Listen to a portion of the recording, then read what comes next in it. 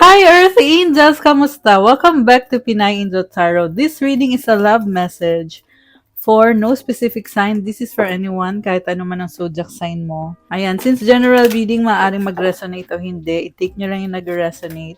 Hayaan nyo na yung hindi nag-resonate kasi baka para yon sa iba. Pero pag nag-resonate, i-comment nyo para alam ko. Okay? Ready ko lang po yung mga cards nyo, guys.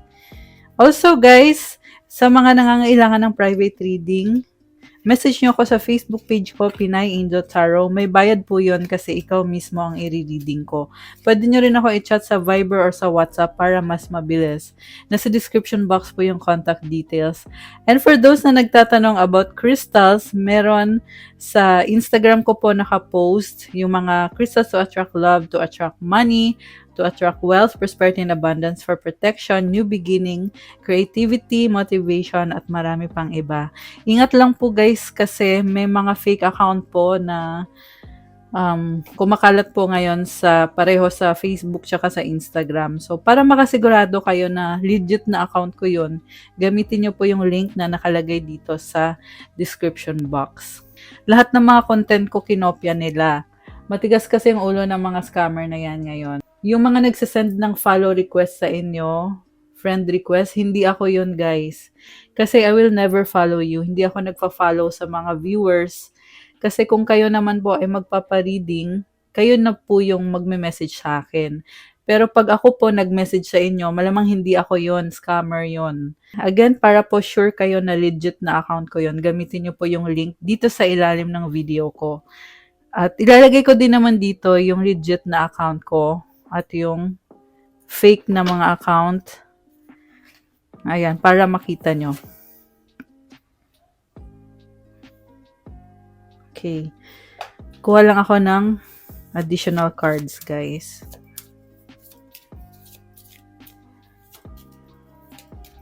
Anong energies connected sa love life mo ngayon?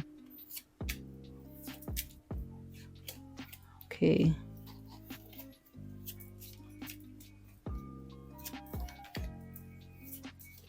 Okay.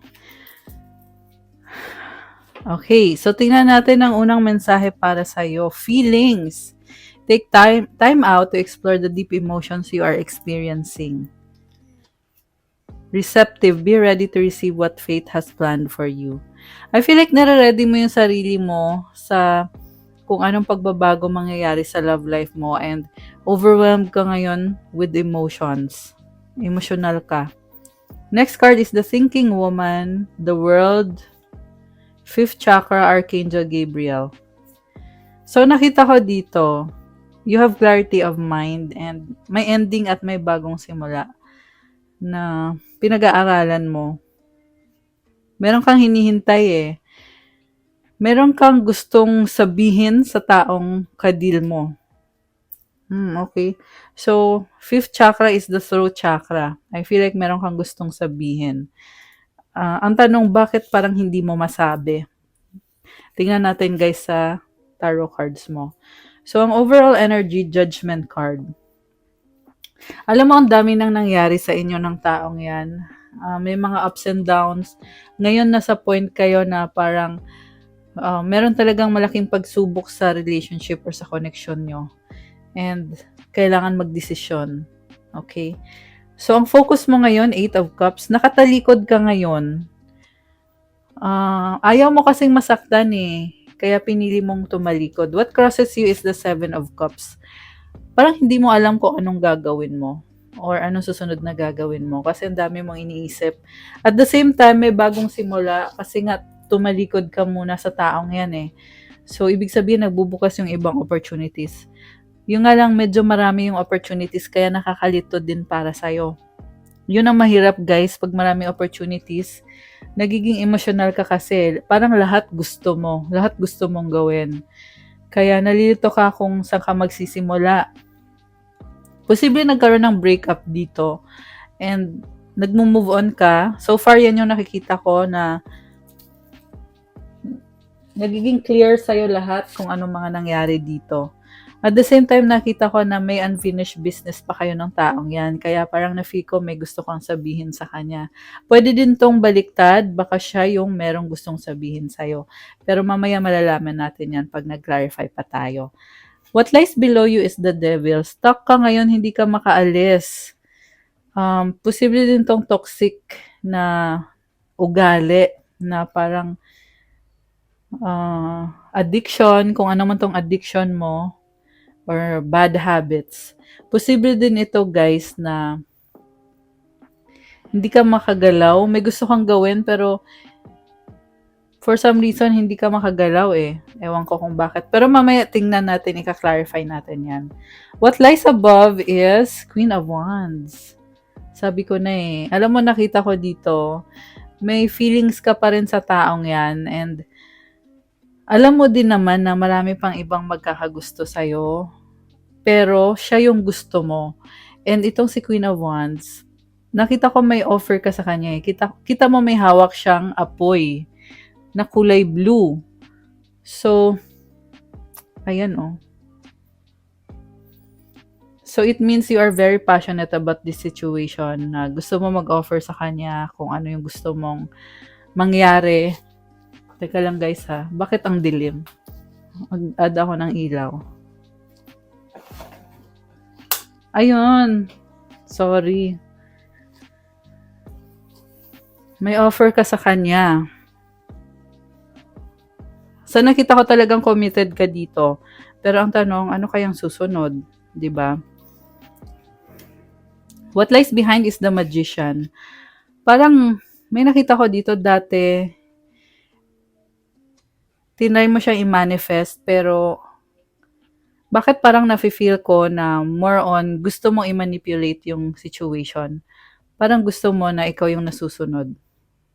Kaya siguro hindi nag-workout. Dumating sa point na ang dami nang nangyari. Kaya nga ito yung overall energy mo, 'di ba? Yung judgment card. What lies before is the Knight of Wands. Alam mo, pabalik-balik ka dito. Nakita ko sa totoo lang na gusto mo pa rin siya. And sa ngayon, inuuna mo yung sarili mo, pero eventually babalik ka din ulit sa taong yan. Bakit parang na-feel ko na in denial ka, hindi mo matanggap na tapos na yung lahat? May na-feel din ako na guilty feeling. Stuck ka sa taong yan eh. Ang masasabi ko dito guys, kung gusto mo talagang mag-move on, kailangan palayain mo yung taong yan. Kasi ito ka oh, the devil, di ba? Hindi ka makaalis kasi ikaw din mismo ayaw mong bitawan. So yun yung advice ko so far. Na kung gusto mong maging peaceful ka, maging masaya ka, hayaan mo nang umalis din yung taong yun.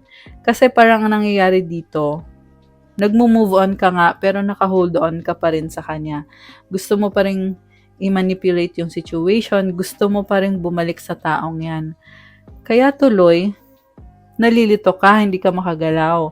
Alam mo yung nagmo-move on ka, tapos biglang nagbabago yung isip mo. Pabago-bago actually yung isip mo.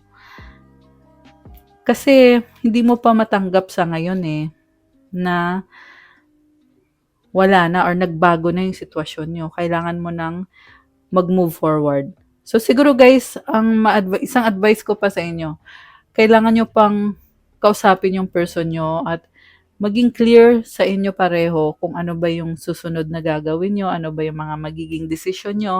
Kasi kaya ka naguguluhan ng ganyan. Kasi mahalaga sa'yo tong taong to eh. So, ngayon kung hindi nyo pinag-uusapan, malilito ka. And andun yung nagsa-struggle ka eh kung magsistay ba ako dito or maghahanap ba ako ng iba.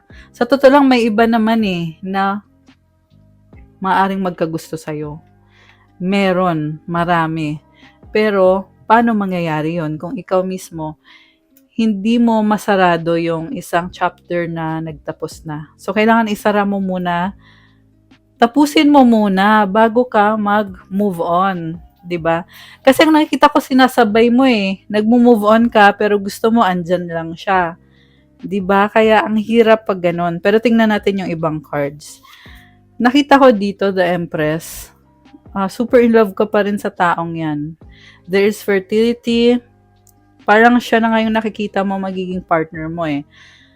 Ayun guys, yung person mo naman, parang merong sikreto yung person mo or nagtatago siya or gusto niyang mapag-isa. Sa totoo lang, medyo malungkot siya ngayon and inaayos niya yung sarili niya. Iniisip ka din naman niya. Pareho lang kayo, iniisip niyo yung isa't isa. Pero mas gusto niya kasi ngayon na yung sarili muna niya. Kaya malamang hindi ka kinakausap ng taong yan. So, mutual energy is the Emperor. Alam mo, sa totoo lang, andito si Empress at si Emperor. Posible kayo, guys, mag-twin flame or mag-soulmate. And ang nakita ko dito,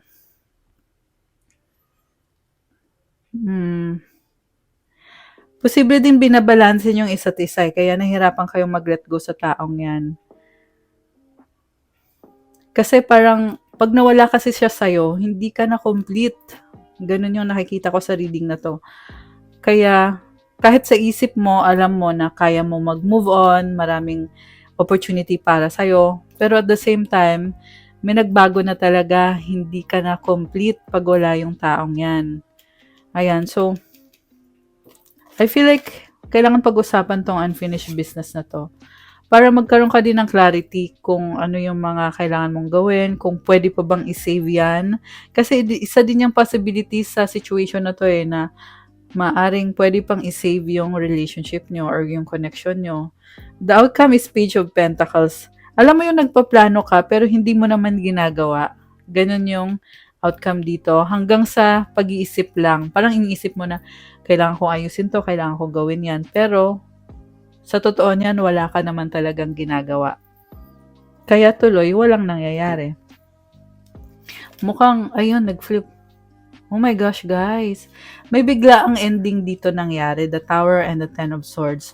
Alam mo, sa totoo lang yung ending na yan, nakakagulat, kaya very, alam mo yun, very intense. Kasi nagulat ka eh. Pero sa totoo lang, kung alam mo na yan, hindi ka naman na magugulat. 'Di ba? May nakita din ako dito, guys, na iniisip mo or iniisip ng person mo na, kumbaga, oo, tapos na lahat, okay lang. Okay lang, babangon ako ulit. Merong acceptance. Kahit, syempre, masakit. Kita mo yung arrow. 'Di ba tinamaan siya sa dibdib niya? Masakit talaga. Masakit talaga yan, guys. Ayan, oh. Pero parang sinasabi mo na, oo, masakit, pero okay lang. Okay lang, babangon ako ulit. Pero syempre, nararamdaman mo yung lungkot, yung pagod, and iniisip mo na lang na dadating din ang panahon na magiging okay ako ulit. Actually, very emotional ng reading na to, guys. And nafe-feel ko talagang iniiyakan mo to or yung person mo iniiyakan talaga to. Sobrang full of emotions. Ayan, oh, speaking of iyak, Five of Cups. Nakasilip tong card na to eh. Sinasabi dito merong nagbago ng isip kasi nga nagtapos eh. So, alam mo yung kumbaga ang nakikita ko dito nangyayari sa'yo. Kung kailan pa nagtapos yung relasyon nyo, saka mo palang na-realize na, ay oo nga no, andyan ka pala. Huli na ang lahat. Which is, sa nakikita ko, merong pagsisisi, merong regret. So, sino ngayon ang may kasalanan? Kasi kung may regret ka, it means na ikaw lang din naman ang makakaayos niyan. Hindi ko sinasabi na makipagbalikan ka sa taong yan. Ang ibig sabihin ng sinasabi ko is, pwede mong ayusin muna yung sarili mo. 'Di ba? Pwede mo din namang balikan yung taong yon. It's up to you. Kung ano yung calling sa'yo na dapat mong gawin, edi yun ang pakinggan mo. Pero ang card na ito, this is about regrets, missed opportunity, and emotions. Kita mo yung tubig, oh, nagfa-flow na naman. So, water symbolizes emotions. So, dumadaloy yung emotions. Nakaapak siya sa tubig, guys, oh. Ayan. Ibig sabihin, connected ka sa emotions. 'Di ba? Tingnan natin yung sa ilalim ng deck. Four of Cups. Ayan na naman tayo sa lungkot at panghihinayang. Hindi ka kontento sa nangyayari ngayon. naloka ako dito guys, parang puno ng panghihinayang. Lumalabas to sa mga readings natin lately na, yun na nga, meron talagang panghihinayang. Kasi, ito yung person na umalis. Okay, ikaw yun. Although, remember na general reading to guys, kaya roles can be reversed, baka sabihin nyo baliktad. Ikaw, siya yun, ikaw yung iniwanan. Or ikaw yung nang iwan. Baliktarin nyo na lang. Okay? Ganun talaga kasi general reading. Sa iba sakto, sa iba naman baliktad. So anyway, ito na nga yung sinasabi ko na malungkot. 'Di ba? May panghihinayang. And then, in love pa rin. Lumabas dito in love. Eight of Swords. Ayan, hindi ka makaalis sa isip mo. Eight of Swords and the Temperance. Wow. Parang nakita ko dito. Kita mo lumuluha din siya, oh. Ayan, may luha din siya, oh. Si Eight of Swords.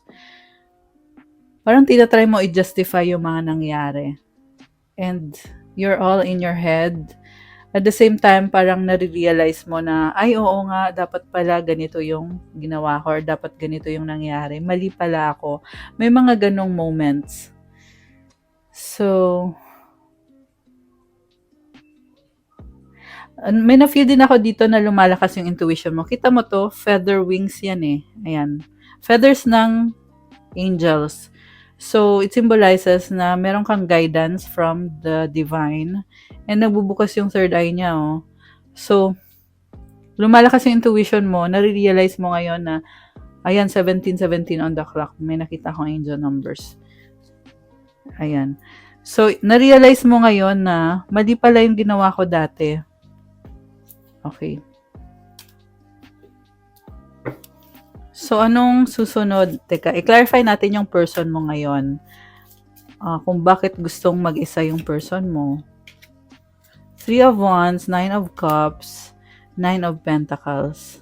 Alam mo yung person mo, ini-enjoy niya kung anong meron siya, anong buhay meron siya. Merong mga tao sa paligid niya na iniisip din niya. So, nagse-celebrate eh. Ace of Wands. Gusto niyang kumunik sa mga taong yon na nasa paligid niya. Nag-create siya ng bagong simula para sa sarili niya. Wow! Ang ganda! Ayan. So, ito yung taong sinaktan mo. Nakikita ko dito, nagbo-bloom eh. 1818 on the clock. Ayan, daming angel numbers. Nagbo-bloom siya. Parang sinasabi dito, nasa kanya na lahat ng kailangan niya. And, ini-enjoy lang niya. There is contentment, there is also celebration. At the same time, lumabas din dito na mukhang iniisip ka din ng person mo. Alam mo, meron pa ring attraction sa inyo, guys.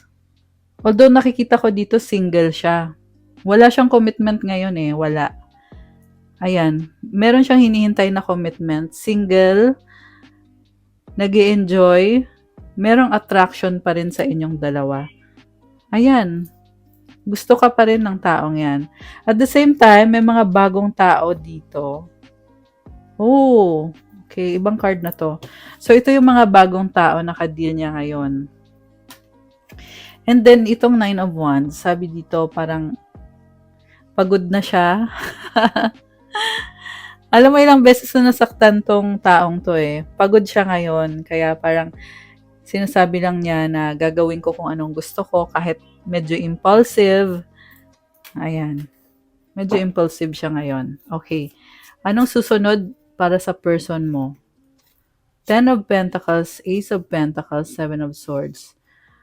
Parang merong blessing sa kaperahan. Pero, ang nakikita ko guys, sa totoo lang, ini-enjoy niya yung life niya. Ang dami niyang blessing sa finances. Kaya hindi kanya kailangan. Parang sinasabi niya dito, may pera naman ako, ba't pa ako pupunta sa'yo? Kaya ko naman sarili ko. Ayan, oh, pera yan. Ito. Oh. Seven of Swords kasi tinatago-tago niya. Kumbaga, yan yung investment niya sa sarili niya. Ayun. Kayang-kaya niya sarili niya. Oh, sa bottom of the deck, Queen of Cups. So, baka ang kadil mo ay water sign, Cancer, Pisces, Scorpio. Or kung hindi man, this is someone na connected sa emosyon niya, ini-enjoy niya yung life niya. Malakas din ang intuition ng person na to. Kita mo yung third eye niya. Ayan, nakabukas din yung third eye niya. So, parang gusto lang niya mag-enjoy. Knight of Swords. Alam mo, medyo nagsiselos ka dito. Ayan. Kasi meron siyang, ayan, the Lovers. The Lovers, Nine of Swords, Four of Pentacles. Ayaw niya mag-risk muna sa ngayon eh. Parang nagpapakasaya lang talaga siya. The Star. Okay? Baka sikat tong person mo o maraming humahanga sa kanya. Posible din na ito lang yung ginagawa niya na kumbaga connected siya sa universe, naghahanap siya ng guidance sa universe habang ginagawa niya yung best niya sa career niya, sa buhay niya. So, meron ako na feel na pagsiselos dito kasi baka nakikita mo sa kanya na biglaan yung mga pagbabago. Okay. The World. Ayan ending sa new beginnings. Pagbabago, inuuna niya yung sarili niya. Grabe. Okay, anong outcome dito? Anong outcome? Six of Swords and the Three of Pentacles. Parang, I feel like pinag-aaralan nyo ulit yung sitwasyon. Ayaw nyo na ng away, ayaw nyo na ng disagreement. Pero, parang na-feel ko din na sinasabi dito, huli na ang lahat eh. Okay? So, ayan the Death card. Nagbago na guys. Hindi na kagaya ng dati. So, ibang approach ang kailangan nitong connection na to. Yan ay kung gusto nyo pa rin yung taong yan. O kung gusto nyo pa rin ipagpatuloy yung connection nyo. Kung hindi naman, pwede naman kayong mag-enjoy din, kagaya din ng ginagawa ng person mo. Ibig sabihin, gawin mo kung anong gusto mo kasi gagawin din niya kung anong gusto niya. Diba? Ganun lang naman yon. So, Four of Swords, Ten of Cups. Oh, ito na nga! Ito na nga yung sinasabi ko, Kumbaga, dead ma, kasi tapos naman na lahat. E di mag-celebrate na lang, gawin mo kung anong gusto mo. Ayan. Ayan. Yan na yun.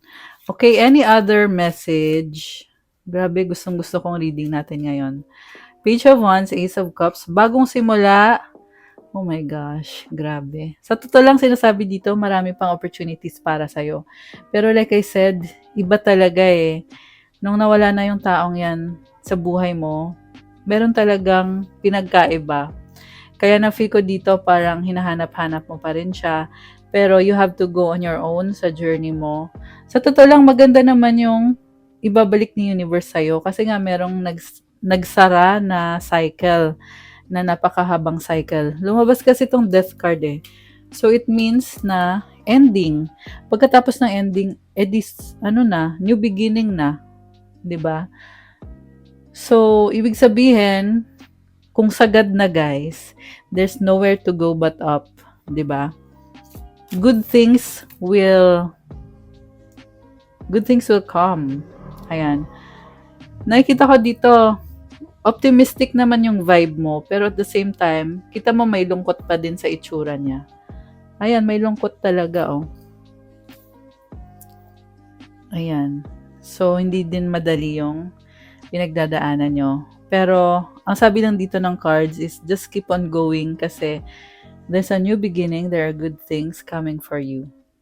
Malay mo, baka meron pang mas better pa kesa sa kanya. Ayan. So, kuha ko kayo ng advice cards. Hindi, tingnan mo na pala natin kung anong gustong sabihin ng person mo. Anong gustong sabihin ng person mo sa'yo? Anong gusto niyang sabihin sa'yo? I wish I could take back my words. I know I messed up everything. Grabe! May pagsisisi. Medyo nakakaiyak, no? I want to be more than friends. Oh my gosh. Hinihintay ka ng taong yan. Nakakaloka. I'm afraid to contact you.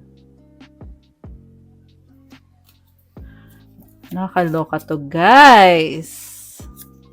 I want you!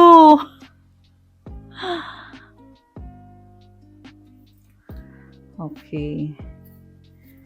Nakakalungkot, no? Parang every card na lumabas, parang nakakaano eh.